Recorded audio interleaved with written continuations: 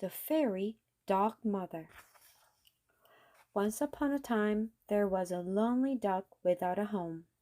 Fairy Godmother found her hiding in the ivy. "I have a home without a dog," she said. "Would you like to come live with me?" Fairy Godmother named the dog Ivy.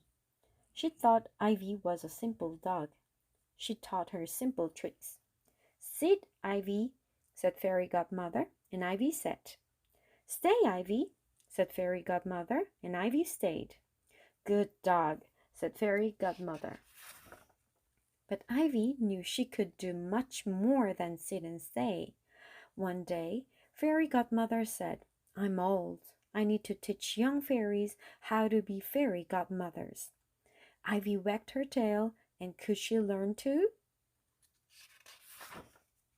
Fairies flew on the backs of dragonflies to Fairy Godmother's house. The class began. Ivy watched every move. "Our first lesson is waving magic wands," said Fairy Godmother. All the fairies waved their wands. "Our second lesson is clicking heels," said Fairy Godmother. All the fairies clicked their heels. "Our third lesson is singing sweet songs," said Fairy Godmother. All the fairies sang sweet songs. The fairies waved, clicked, and sang their best. There were sparks, there were sputters, but no magic appeared. Fairy Godmother scratched her head. "I must be doing something wrong," she said. "Let's try flying lessons. Fairy Godmothers must know how to fly." The fairies climbed Fairy Godmother's tallest tree. "1, 2, 3, jump!" she said. Plop! The fairies landed in a heap. "Oh dear," said Fairy Godmother. "What am I forgetting?" When the lesson was over, Fairy Godmother and Ivy walked to the library. Fairy Godmother searched books for an answer. Ivy peeked out the window. Just then she saw a young maiden trip and fall into a mud puddle. Ker-plop! Her basket tipped over and her dress tore. Ivy grabbed Fairy Godmother's wand. She raced outside to help. "I'll try some magic," she thought. Ivy waved the wand. Presto! The maiden turned into a mouse. "Whoops! What if I click my claws?" thought Ivy. Ivy clicked her claws. The mouse turned into a monkey. "Oh no," thought Ivy. Then Ivy howled a sweet song. The monkey covered its ears and dashed around the village square. Fairy Godmother heard the ruckus. She left her books and flew to Ivy. The monkey jumped into Fairy Godmother's arms. It reached into her pocket. It pulled out a silver pouch. "My fairy dust," said Fairy Godmother. "That's what I forgot. Now the magic will work." Fairy Godmother opened her bag of fairy dust. "Your heart is so kind, Ivy. You get the first sprinkle." Fairy Godmother sprinkled Ivy from head to tail.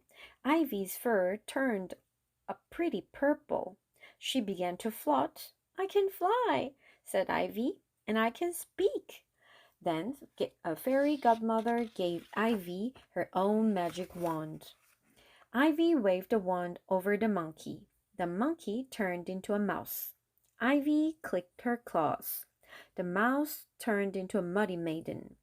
Then Ivy howled a really sweet song.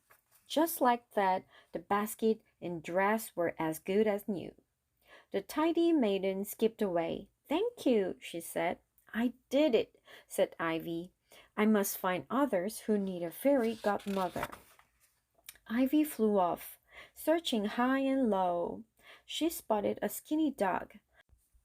The dog was begging for a bone at the butcher shop, but the butcher shooed him away. "Poor dog," said Ivy. She swooped down. The skinny dog trembled.